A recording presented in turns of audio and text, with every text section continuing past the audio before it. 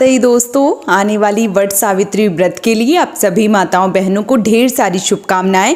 भगवान श्री हरि विष्णु आपकी जोड़ी हमेशा सलामत रखें और आप जीवन पर्यंत अपने पति की लंबी आयु के लिए वट सावित्री का व्रत करती रहें, यही कामना करती हूं। और इसी कामना के साथ आज का जो वीडियो है वो मैं शुरू कर रही हूं। दोस्तों, आज के वीडियो में मैं बात करूंगी वट सावित्री व्रत में पंखे के बारे में संपूर्ण जानकारी। पंखा हमें कितने लेने चाहिए, इसके बाद पंखे का हमें क्या करना चाहिए, पंखे से जुड़ी जितनी भी जानकारी है वो इस वीडियो में मैं आप सबके साथ शेयर करूंगी। तो चलिए जान लेते हैं पंखे के बारे में सभी महत्वपूर्ण जानकारियाँ। सबसे पहले बात करूं वट सावित्री व्रत की, तो वट सावित्री का जो व्रत है वो आने वाला है 26 मई को दिन सोमवार को पूरी विधिवत रूप से वट सावित्री का जो व्रत है वो किया जाएगा। ऐसे में क्या होता है कि वट सावित्री व्रत में पंखा, कई जगह का पंखे का विधान नहीं है। अच्छा, बहुत सारी बहनें हैं जिनके यहाँ पंखा नहीं चढ़ता है, बहुत सारी बहनें हैं जिनके यहाँ पंखा चढ़ता है। और ये एक बात बताऊं पंखे का, तो जो पंखा है वो सेवा भाव के लिए चढ़ाया जाता है।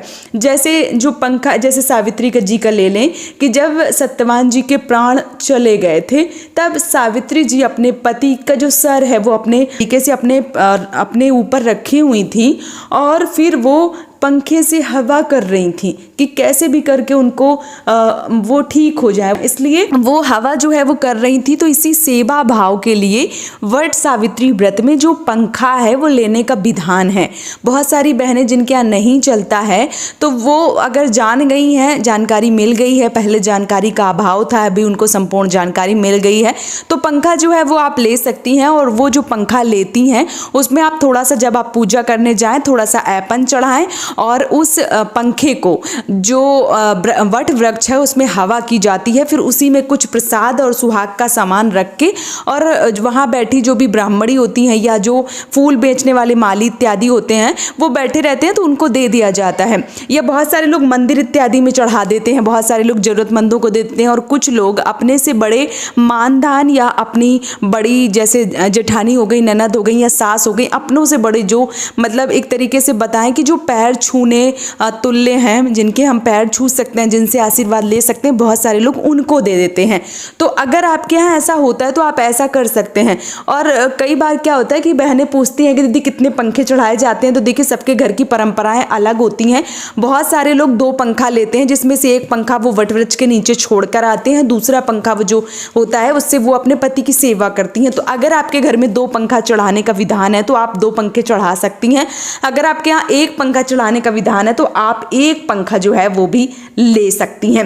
इसके साथ ही साथ बहुत सारी बहनें प्रश्न करती हैं कि दीदी 1 पंखा ही ले लें, अगर 2 ना लें तो कोई दिक्कत नहीं, आप 1 पंखा जो है वो ले सकती हैं। वट वृक्ष की सेवा करने के बाद में प्रसाद स्वरूप उस पंखे को घर पे लेके आइए और उस पंखा से अपने पति की हवा जो है वो कर दीजिए। तो आप ऐसा भी कर सकती हैं। कुछ बहनें ये भी सोचती हैं कि इस बार बहुत ज़्यादा मतलब पंखे जो हैं वो नहीं मिले हैं बाज़ार में, तो ऐसे में हम पुराना पंखा जो है वो ले सकते हैं। तो हाँ, आप उस पंखे को धो सकती हैं, गंगा जल से पवित्र कर सकती हैं, वो पंखा दोबारा से लिया जा सकता है। ऐसा नहीं है कि आप नहीं ले सकती हैं। बांस इत्यादि के जो पंखे होते हैं वो कभी भी एक तरीके से पुराने नहीं होते हैं या अशुद्ध की अवस्था में नहीं होते हैं, इस बात का आपको विशेष रूप से ध्यान रखना चाहिए। अगर आपके घर में नए हर साल पंखे चढ़ाने की प्रधानता है तो आप ऐसा कर सकती हैं, लेकिन अगर नहीं मिल रहे हैं तो कोई दिक्कत नहीं है, आप पुराना पंखा जो है वो भी, उससे भी जो हवा है वो करके और अपने पति की सेवा भाव जो है वो कर सकती हैं। अगर ले सकती हैं पंखा तो आप ले लीजिए। कई बार बहनों के ये भी प्रश्न होते हैं कि हमने अपने पति का सेवा भाव कर लिया, वट वृक्ष का भी कर लिया, अब उस पंखे का हम क्या करें। तो देखिए, गर्मी में कई बार लाइट इत्यादि चली जाती है तो उस पंखे का आप यूज़ कर सकते हैं। ऐसा नहीं है कि वो पंखा सिर्फ पूजा के लिए, उससे कोई यूज़ नहीं कर सकता, तो ऐसा विधान नहीं है। आप उस पंखे का यूज़ जो है वो अच्छे से कर सकते हैं। गर्मी के दिनों में ये जो पंखे हैं वो आपके काम में आ जाते हैं, तो आप इन पंखों का बाद में अपने प्रयोग में भी ला सकते हैं। अब बहुत सारी बहनों के ये भी प्रश्न आते हैं कि दीदी ये पंखा जो है वो चढ़ाया क्यों जाता है। तो देखिए, ऐसा माना जाता है, कहीं पे शास्त्र प्रमाणित ये बातें तो नहीं है, लेकिन कहीं मैंने सुना है तो वो मैं आप सबके साथ शेयर कर रही हूँ कि जब सत्यवान जी के प्राण चले गए थे, जब सत्यवान लेटे हुए थे, तो जो सावित्री हैं उनको हवा कर रही थी और उनको पास में ही पड़े जो बांस का वृक्ष है उसी के पत्ते जो हैं वो उन्होंने तोड़ के उनसे हवा जो है वो की थी और बांस की ही चीज़ों का प्रयोग किया था। फिर कहीं कहीं पे ये भी है कि वो अपने आंचल से भी हवा कर रही थी। तो कुल मिला के सावित्री जी ये समझिए कि जब सत्यवान के प्राण चले गए तो सावित्री जी को कुछ समझ में नहीं आ रहा था, वो उनको हवा कर रही थी और इस हवा के लिए, इस सेवा भाव के लिए जो पंखा है वो चढ़ाया जाता है। और प्रधानता यही है कि आप बांस का पंखा जो है वो पूजा में चढ़ाएं।